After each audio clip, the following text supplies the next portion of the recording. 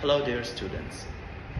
In today's lecture we will be discussing one of the most famous poems in the 17th century.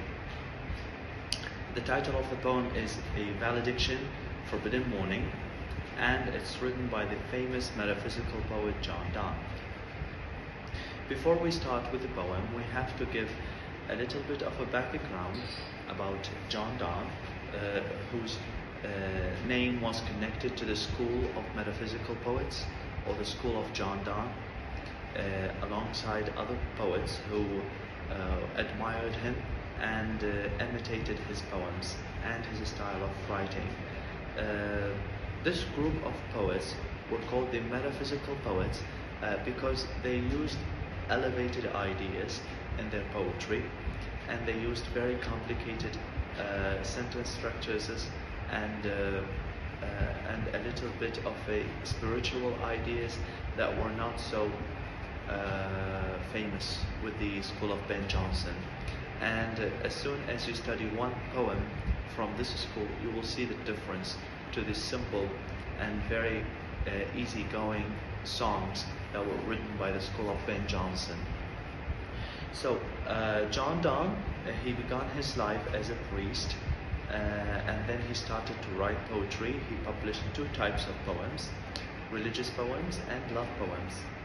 And in his poems you can see that there is a combination of sophisticated ideas and emotional feelings. But a lot of people accuse the metaphysical poets, and especially John Donne, of being overtly exaggerating in their poems, and as if they are trying to show their learning by using sophisticated vocabulary.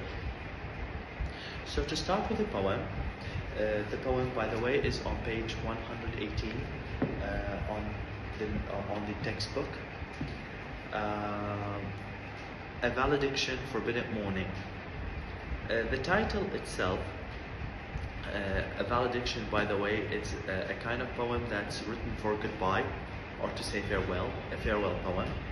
Forbidden mourning, it means that the idea of the poem is that we should part but without grieving. Al-wada' bila huzn. So the first stanza goes like this: as virtuous men pass mildly away and whisper to their souls to go, while some of their sad friends do say, the breath goes now, and some say no. So the first stanza begins with a simile. As virtuous men pass mildly away. Just like virtuous men, good men, religious men, they pass mildly away, they die so peacefully, and whisper to their souls to go, and they whisper to their souls to leave their bodies and go, and we assume that by going they go to heaven. While some of their sad friends do say, the breath goes now, and some say no, which means that those virtuous men, they pass away or they die so peacefully to the extent that their friends around them, or their company, some of them they say that he's dead now, and some say no, he's still breathing. And that's mainly because he's dying so peacefully that people cannot recognize if he's dead or asleep or what. So, as virtuous men die so peacefully, the second stanza goes, this is the continuation of course: so let us melt and make no noise, no tear floods, nor sigh tempests move. So the simile is as follows: as virtuous men die so peacefully, they do not make any noise, and nobody's crying or wailing about them. Let us part, or let us take our ways or go our ways, but make no noise about it. Which means يعني خلينا نفترق لكن بدون ما نسوي ضوضاء. يعني let's do it peacefully, let's do it elegantly. No tear floods, nor sigh tempests move. Without any floods of tears, without so many tears, without so many sighs, sigh tempests move. Sigh, it means hasra, or tanhida. 'Twere promenation of our joys to tell the laity our love. It is almost like a sin it's profane, من الدنس أو من المحرم of our joys to tell the people our love. Let us melt and make no noise. Let's not tell the people about our love, because it's a sin to lose our discretion to tell the people how we feel toward each other. There is no need to tell the people how we feel. So as you can notice that here we have a simile. As I said before, the simile is as men, virtuous men, pass mildly away, we will melt so peacefully with no noise. So let us melt and make no noise. In the third stanza we have moving of the earth brings harms and fears, men reckon what it did and meant. So when there is a natural disaster happens, people know what it means and people are so afraid of it. Moving of the earth could mean like an earthquake or something.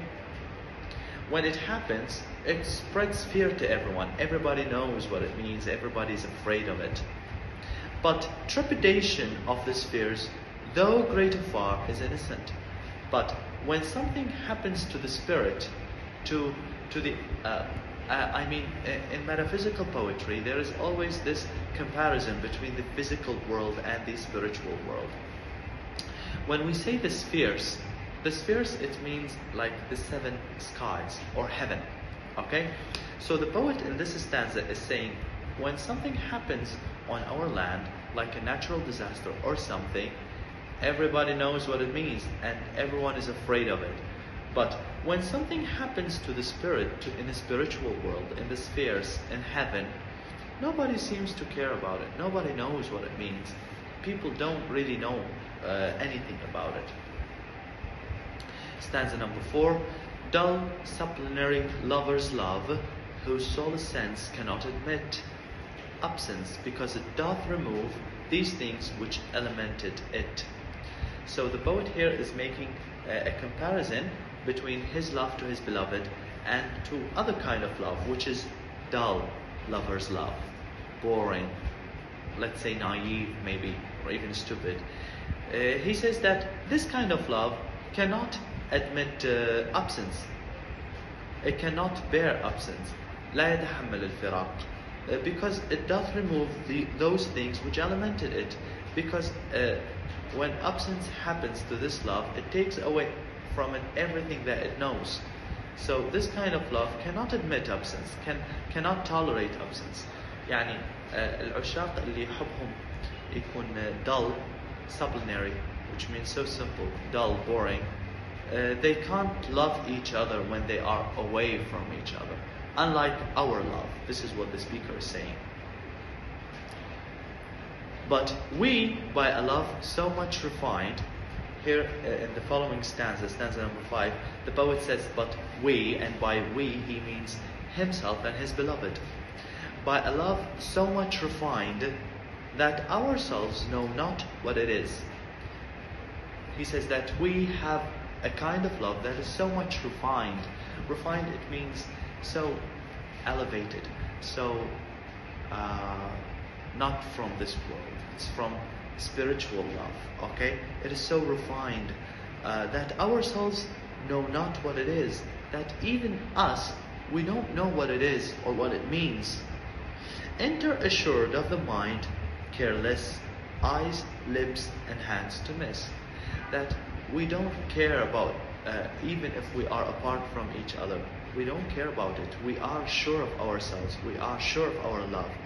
And it doesn't mean anything to us if we miss the eyes or the lips or hands, because our love is not physical. We don't need to touch each other or kiss each other or shake hands with each other in order to be in love with each other. Of course, he is comparing his love to other kind of love, which is dull, sublunary lover's love. Okay?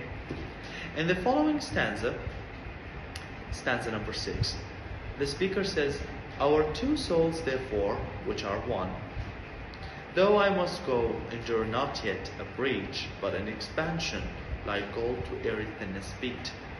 He says that, and that's why our two souls, even if they are two, but they are actually one soul, because we are united in spirit.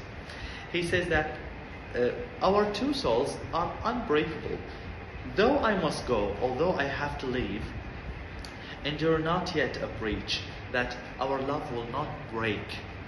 There will not be a breach between our two souls, but rather an expansion, like gold to erythrin speed.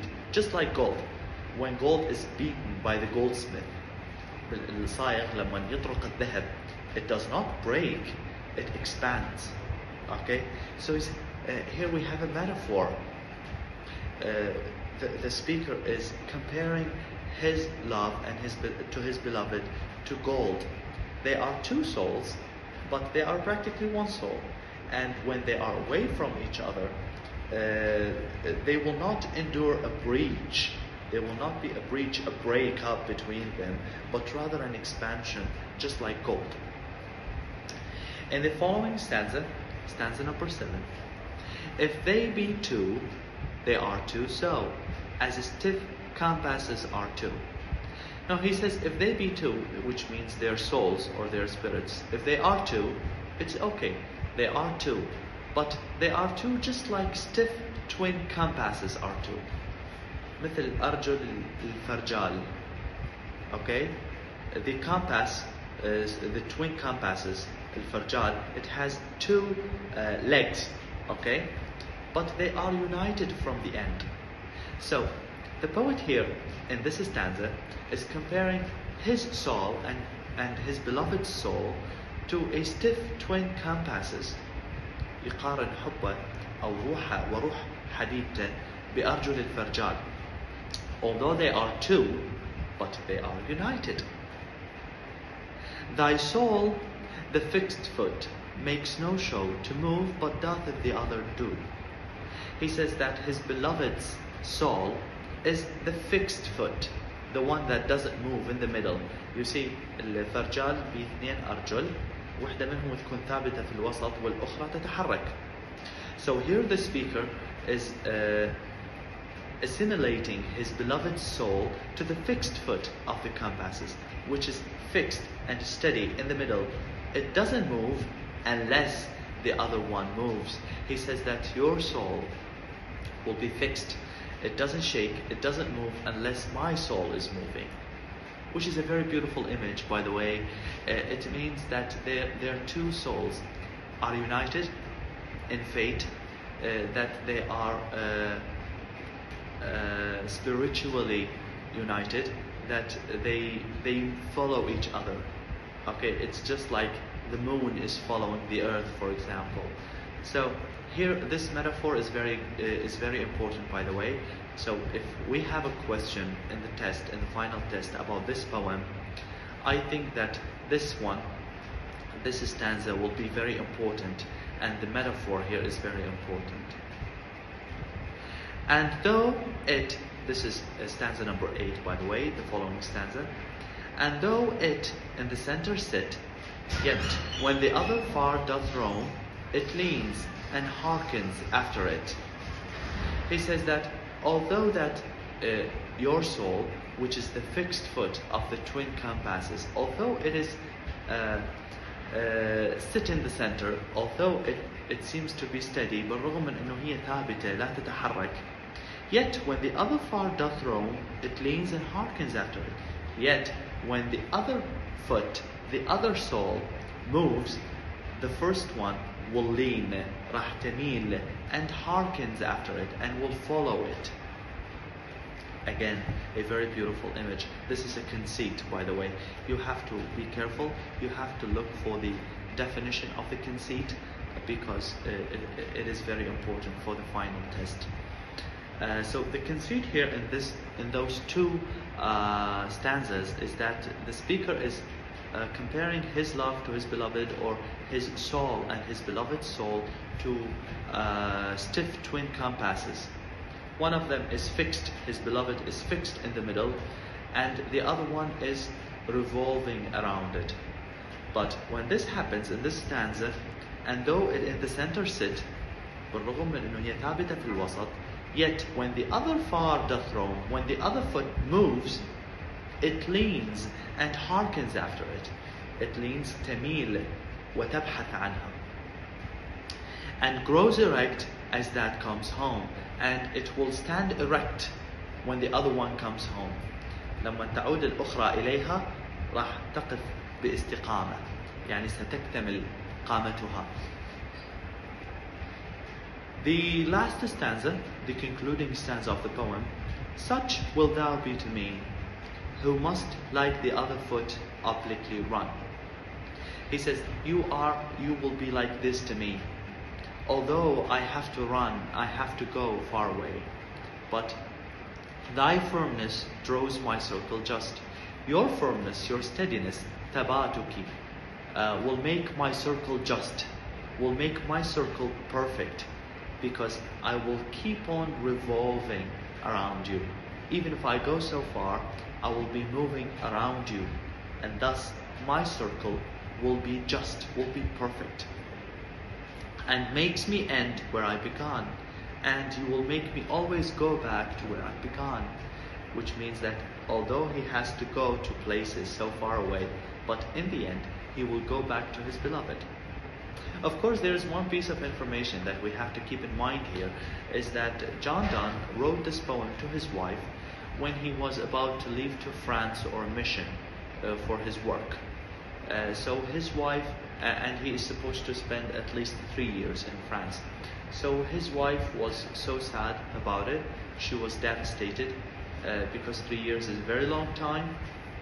So John Donne actually wrote this poem to assure her that even if they are far away from each other, they will always bear their spiritual love in heart and in mind, and he will not forget about her. And they are just like stiff twin compasses. They are united and they revolve around each other. So this is an explanation for the poem.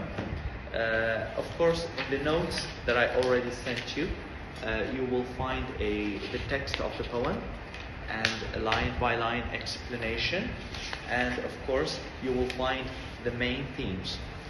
The first of those themes is love and distance. You see, John Donne, as I said before, wrote this poem because he was about to leave his wife for at least 3 years on a mission, which is very heartbreaking because, you know, love could diminish when people are away from each other. بالعربي احنا نقول البعيد عن العين بعيد عن القلب. But John Donne actually wrote this poem to assure his beloved that this is not true, is that although he will be far away from her, but he will always keep her in his mind. So love and distance, this is the first main theme. Then we have a very important theme, which is physical love versus spiritual love. John Donne makes a comparison between his love to his beloved to other people's love. He call it dull, supplementary lover's love, which means that he thinks that his love to his beloved is more perfect and it's more elevated and more refined. Why? Because their love is spiritual, it's not physical. They don't only love the bodies of their beloved, the bodies of their loved ones, but they actually love the spirit. And spiritual love is far more refined than the physical love, or the dull love as he calls it. As for the poetic devices that we have in this poem, of course we have the conceit, which is an extended metaphor. It's a metaphor that begins from the beginning of the poem to the end of the poem. The metaphysical poets are famous for their conceit, and you can find in the glossary at the end of the book, you will find the definition to the metaphysical conceit on page 278. You will find the definition to the conceit and to the metaphysical conceit, which is very important. We have an overstatement, which means that, which is also known by term hyperbole, refers to the example of extravagant exaggeration, which means that the poet is actually exaggerating so much when he talks about his beloved. We also have a simile. A simile is very obvious in the first two stanzas of the poem. We have already explained it, but again let's refer to it. The simile is when the poet here begins the poem as you know, simile is a comparison between two different things through the use of like and as. So here we have, as virtuous men pass violently away, just how virtuous men or good men died so peacefully. And the second stanza, so let us melt and make no noise. So just like them, let's do just like them. So he's comparing his love to his beloved to virtuous men passing away. This is the simile. And in the end we have a paradox. Paradox, it means tanaqud. This you can find in a stanza that begins with our two souls therefore which are one. So he says that we have two souls but they are one. So you see the paradox. So are they two souls or are they one soul? This is the paradox. This is about it for the poem. It's a little bit of a complicated poem, but it's a very beautiful one. It's an ideal example of metaphysical poetry. So if in the exam or in the test you are asked to give an example of metaphysical poetry, you have to use this one. It's the perfect example. In the notes you will see that I did everything for you. You have the themes, you have explanation, you have the poetic devices, and in the end هذا فقط للإطلاع لكم، يعني أنتم ما مطلوب من عندكم. There is a translation for the poem by a very famous translator who did an excellent translation of the poem. I think that you're gonna like it. So that's it with the valediction for Forbidden Morning, and that's it with John Donne.